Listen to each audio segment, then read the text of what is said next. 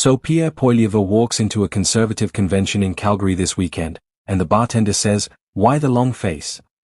And Pierre says, "Well, I'm down 9 points to a guy who spent the week in Davos eating fancy cheese and pretending to understand blockchain." I wish I was joking, but folks, the polling numbers are in, and they're spicier than a Calgary Stampede breakfast. Welcome back to Canadian Insights, where we break down the chaos of Canadian politics so you don't have to. I'm your host, and today we're talking about Pierre Poilievre's no-good, very bad week heading into what might be the most awkward leadership review since your last performance evaluation at work. Buckle up, because this story has more twists than a pretzel factory in Quebec. Let's paint the picture here. Poilievre is packing his bags for Calgary, probably triple-checking his speech notes, maybe stress-eating Tim Hortons Timbits, and definitely refreshing his phone every 5 minutes hoping those poll numbers were just a bad dream. But nope, they're real. A fresh Ledger poll for Postmedia dropped like a piano from a cartoon window, and it shows the Conservatives trailing the Liberals by 9 points. 9. That's 47 to 38 if you're keeping score at home, which apparently Pierre is, obsessively, probably with a color-coded spreadsheet and everything. Now, before the Conservative faithful start sending me angry emails written entirely in caps lock, let's be clear about what this means. This poll was taken between January 23rd and 26th, right after Mark Carney, Canada's new Prime Minister, came back from his international tour looking like he just won a game show. The guy went to China, shook some hands, probably ate some incredible dumplings, then jetted off to Davos where he gave a speech that apparently made people think, hey, maybe Canada has its act together after all. Meanwhile, Poilievre was back home doing what he does best, criticizing everything while the numbers started sliding like a toboggan down a hill. Here's where it gets interesting, and by interesting I mean politically messy in the most Canadian way possible. This Ledger poll is different from other recent polling that had the Liberals and Conservatives much closer together. We're talking neck and neck, photo finish, too close to call territory. So what changed? Well, apparently Carney's international swagger matters. Who knew that Canadians actually like seeing their Prime Minister act like a world leader instead of, I don't know, just complaining about the other guy on social media? Revolutionary concept, I know. The Carney effect is real, people. The man shows up to Davos, which is basically summer camp for billionaires and politicians who use words like synergy unironically, and suddenly Canadians are looking at him like he's the cool dad at the school pickup line. He's talking economics, he's talking climate, he's talking international cooperation, and voters are eating it up like poutine at 2 in the morning. Meanwhile, Poilievre's strategy of being the political equivalent of a very articulate angry tweet isn't quite landing the same way it used to. But wait, there's more, because Pierre isn't just dealing with bad polling numbers from the general public. Oh no, that would be too simple, too straightforward, too boring for Canadian politics. He's also got his leadership review coming up at this Calgary convention, which means he needs to prove to his own party that he's still the guy for the job. Imagine going to a family reunion where everyone's going to vote on whether they still like you.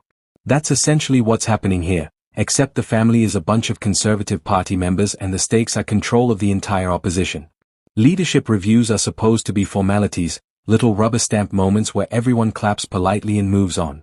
But when you're down 9 points to a Prime Minister who just spent the week looking competent on the world stage, that rubber stamp starts feeling more like an interrogation. Poilievre needs strong numbers from his base, like really strong numbers, the kind that say, yes, we still believe in you even though the polls look like a rejected math homework assignment. Let's talk about what this all means for a second, because it's easy to get lost in the polling numbers and forget there's actual human drama happening here. Poilievre built his brand on being the outsider, the fighter, the guy who's going to call out the elites and stand up for regular Canadians. It's a good brand. It worked for a while. The problem is that Mark Carney is really good at looking like he knows what he's doing, and in politics, perception is basically everything. It's like showing up to a battle of the bands with your garage rock trio and the other guy brings a full orchestra. Sure, your songs might be catchy, but they've got violins and everything. The challenge for Poilievre is that his whole shtick relies on the Liberals looking incompetent, out of touch, and generally like they're making it up as they go along. But Carney isn't giving him that. Carney's out here looking polished, prepared, and prime ministerial, which is really inconvenient if your entire campaign strategy is based on the other guy being a disaster. It's hard to run as the savior when the person you're trying to save people from looks like they're doing just fine, thank you very much. Now, the Conservative diehards are probably screaming at their screens right now saying, it's just one poll. Polls don't matter. Remember 2016. And look, they're not entirely wrong. Polls are snapshots, not prophesize. They're like checking the weather forecast 3 weeks before your camping trip, interesting information but not exactly reliable.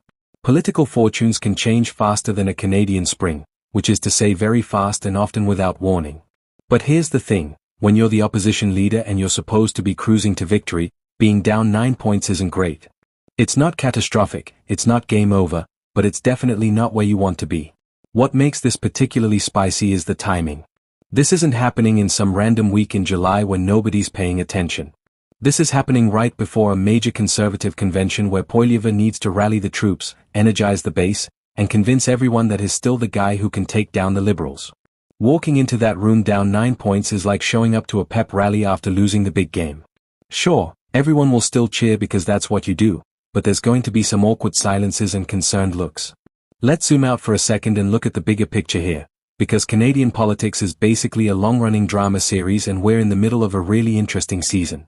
The Liberals just swapped out their lead character, bringing in Carney, who has actual international credibility and economic chops that even his critics have to grudgingly respect. The Conservatives, meanwhile, are sticking with Poilievre, who's been sharpening his attack lines for years but is now finding that his opponent is a much tougher target than expected. It's like training to fight one type of boss in a video game and then they switch it up on you at the last minute. The question everyone's asking is whether Poilievre can adapt. Can he change his approach to deal with a prime minister who doesn't fit the mold of what he was expecting? Or is he going to keep running the same playbook and hope that eventually the polls swing back his way? Because right now, the strategy of just keep criticizing everything and eventually people will agree with you isn't working as well as it used to. Carney's international trip showed Canadians that leadership can look different, that maybe they want someone who can hold their own on the world stage, not just someone who can throw really good shade on Twitter. Here's what's going to be fascinating to watch at this Calgary convention. Poilievre needs to thread a very delicate needle. He needs to show confidence to his base without looking delusional about the polling numbers. He needs to acknowledge the challenge without sounding defeated. He needs to energize the party without making promises he can't keep. It's political tightrope walking at its finest, and one wrong step could turn this leadership review from a formality into a full-blown crisis. Not saying it will happen, but the possibility is there, hanging in the air like the smell of Stampede funnel cake. The Conservative base is loyal, don't get me wrong. These are people who've stuck with the party through thick and thin, through victories and defeats, through scandal and success. But they're also pragmatic. They want to win. And if they start thinking that Poilievre can't beat Carney, well, that's when things get interesting. That's when the whispers start, the side conversations, the have-you-considered discussions that happen in hotel hallways after the official events are over. What Poilievre has going for him is time. The next election isn't tomorrow. He's got runway to figure this out, to recalibrate, to find a message that resonates against this new version of the Liberal Party. But time cuts both ways. The longer Carney looks competent and the longer these poll numbers stay underwater, the more nervous Conservative MPs and party members are going to get. Politics is a confidence game, and right now, the confidence meter is flickering. The other wild card here is that politics is unpredictable. Carney could stumble. The Liberals could face a crisis that makes them look bad. International events could shift the conversation in ways nobody expects. A 9-point deficit today could be a tie tomorrow, or it could be a 15-point deficit next week. We just don't know.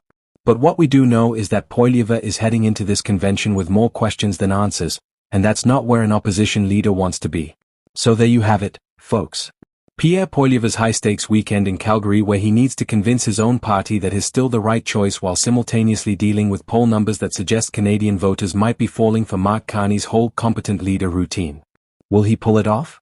Will the leadership review be smooth sailing or rocky waters? Will the polls shift back, or is this the new normal?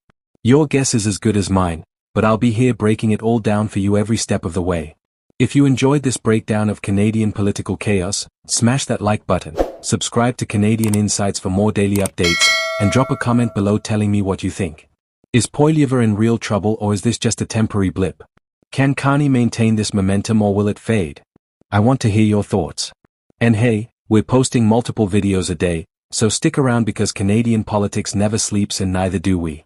Until next time, stay informed, stay skeptical, and remember, in Canadian politics, the only thing more unpredictable than the weather is the polls. See you in the next one.